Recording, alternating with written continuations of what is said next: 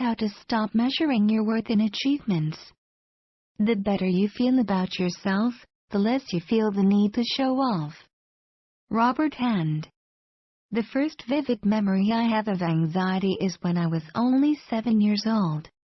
I sat in math class, gripped with fear that I wouldn't get a perfect score on my test. If I got even one answer wrong, I would feel worthless. This striving for achievement followed me all the way through college. I not only graduated with a 4.0 grade point average, but I had an impressive curriculum vitae filled with awards, extracurricular activities, publications, honor societies, and more. Each time I added something to my list of achievements, I felt a surge of worthiness. Yet, this satisfaction with myself didn't last long. Soon, I was on to the next task to prove to myself and others that I am worthy. I fell into the same trap in graduate school, commuting each night, taking extra classes, making all A's, working a part-time job until the panic attacks hit. I couldn't control my brewing anxiety anymore, and I developed debilitating panic disorder and agoraphobia. I could barely function, so I made the decision to drop out of my graduate courses. I believe the panic attacks were my body's and mind's way of screaming out for help. Their way of saying, "I'll make you stop since you won't listen," of letting me know that perfection isn't healthy or possible. During those anxiety-ridden days, the panic made it impossible for me to live a successful life according to my previous definitions. Suddenly, my biggest accomplishment was simply making it through the day or going to the grocery store alone. I felt antsy and worthless without academics or a steady job. I was forced to redefine my ideas of self-worth. I realized that chasing my worth based on one accomplishment after another was making me miserable. I had to learn that my worth runs so much deeper than what I can prove through achievement. I had to learn that I am worthy simply because I exist, and nothing more. Here are 4 ways that I have started overcoming the need to base my worth on accomplishments. 1. Make a list of all the things you love about yourself that have nothing to do with achievement. This may sound silly or trivial, but making a list of the things you adore about yourself is actually a lot harder than you think.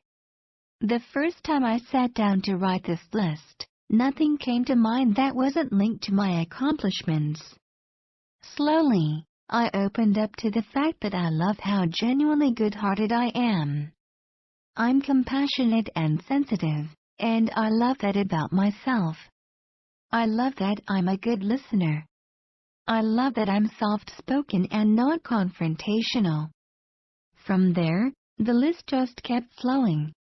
If you have a difficult time with this, it can be helpful to ask your loved ones to write a list of all the things they love about you. This can be a wonderful way to remind you that you are more than what you do. 2. Redefine your idea of success.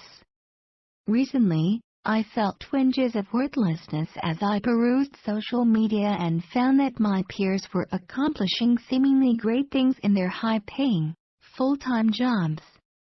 They looked successful, and I felt very unsuccessful teaching my low-paying yoga classes and publishing my writing for free. But then I stopped and asked myself what a successful life would look like to me. For me, a successful life would be spending the day doing things I love. It would be having loving relationships that teach me and help me grow. It would be making a positive impact, however small, with my work. Success doesn't have to mean money or recognizable accomplishment. After I defined what success looks like to me, I realized I'm already living that life. I spend my days teaching yoga and writing, the 2 things I absolutely love to do. I have beautiful relationships. I'm making a positive impact with my teaching and my words. As I was busy chasing some unattainable dream of success, I didn't realize I had it all along. When you find yourself gripped with unworthiness, ask yourself what success would look like to you, and you alone. Are there ways in which you're already living a successful life, based on your definition? The answers might surprise you. 3. Meditate on the part of you that never changes. When I was going through my yoga teacher training, I came across this idea in Nikolai Bogman's The Path of the Yoga Sutras, and my heart skipped a beat. Meditate on the part of you that never changes. Is meant the part of me that stayed the same whether I got a good grade, or failed a test. The part of me that will stay the same whether I win an award, or I'm housebound with agoraphobia. As I meditated on this idea, I came to realize that the part of me that never changes is pure love. There is a space of infinite love, peace, and understanding that has been with me all along. Chasing validation of my worth through outside, visible accomplishments had only served to take me further away from the fact that I am love.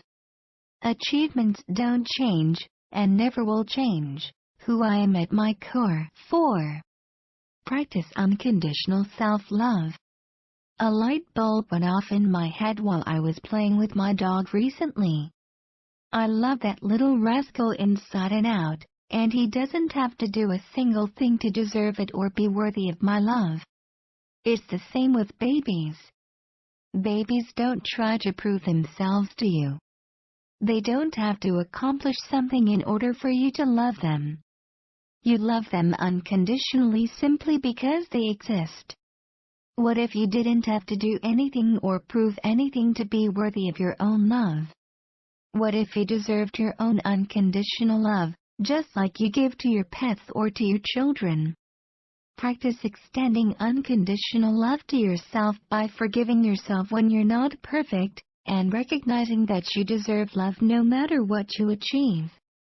Letting go of perfectionism and the need to base our worth on external validation is a continual process.